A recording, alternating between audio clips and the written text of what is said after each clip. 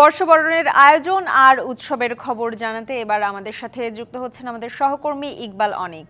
ইকবাল অনিক, জানাবেন যে শোভাযাত্রা তো শেষ, এরপর আর কি কি আয়োজন আছে বর্ষবরণের, আর এই আয়োজন ঘিরে সার্বিক নিরাপত্তা ব্যবস্থা?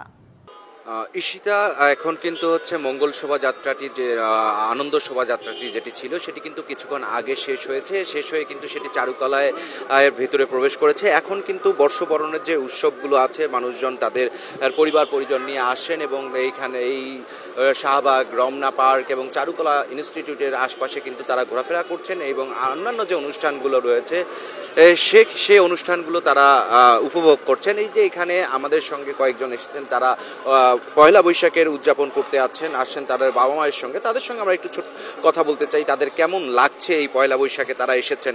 এই যে আপনারা তো পয়লা বৈশাখ উদযাপন করার জন্য এখানে এসেছেন, আপনাদের কেমন লাগছে এসে? অনেক সুন্দর লাগছে, অনেক ভালো লাগছে। আর আগের থেকে হচ্ছে পরিবেশটা খুব সুন্দর হয়েছে। যেমন এখন হচ্ছে রাস্তাঘাট একটু শাহবাগের আগ মতো বন্ধ করে দেওয়া হয়েছে, গাড়ি ঘোড়া কম, অ্যাক্সিডেন্টের ভয় নেই। আর এর আগে হচ্ছে এত দোকান বা এত কিছু বসতো না, প্রায় একটু গ্যাঞ্জামের মতো লাগতো, বাট এবার হচ্ছে একটু খোলামেলা লাগছে, ভালোও লাগতেছে।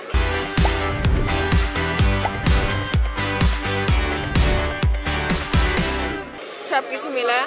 আর যেহেতু হচ্ছে এখন মঙ্গল শোভাযাত্রাকে আবার হচ্ছে আমাদের পুরনো ঐতিহ্য আনন্দ শোভাযাত্রা নিয়ে আসা হয়েছে, তো সে আগের ফিলিংসটাও এখন দেখা যায় পাওয়া যাচ্ছে, তো সেরকম অনেক ভালো লাগছে। আমি মনে হয় অনেক বছর পর আসলাম, হচ্ছে পয়লা বৈশাখে বের হলাম, এরকম আর কি। আপনার কেমন লাগছে পয়লা বৈশাখ ঘুরতে এসে? ভালো লাগতেছে এখানে এসে। এইখানে পরিবেশটা অনেক সুন্দর ছিল, আর এখানে আমার পরিবারের সাথে আমি মজা করেছি। ধন্যবাদ আপনাকে। তো ঈশিতা, শুনছিলেন যারা ঘুরতে এসেছে তারা কিন্তু বলছেন যে এবারে পয়লা বৈশাখের অনুষ্ঠানে তাদের অনেক সুশৃঙ্খল মনে হয়েছে এবং তারা খুব ভালোভাবেই তাদের এই উদযাপনটা করতে পেরেছেন।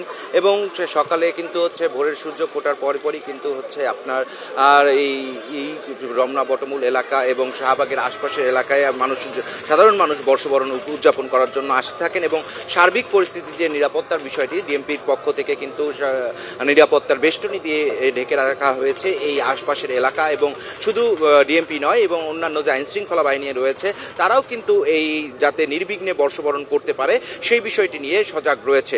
ঈশিতা, এই ছিল আমার কাছে শাহবাগ থেকে সবশেষ অবস্থা বর্ষবরণ। অনেক আপনাকে ধন্যবাদ।